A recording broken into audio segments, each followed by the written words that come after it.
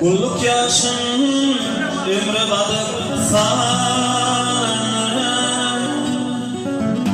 Mimadıma kulluk hakkları gelir.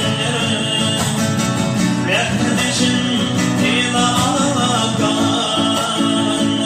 Geçince seni taşlap giderim.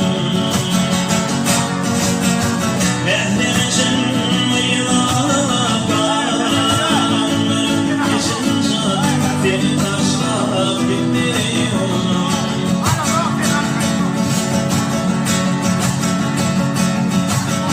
vakti çınıp yanlış ayrılandı.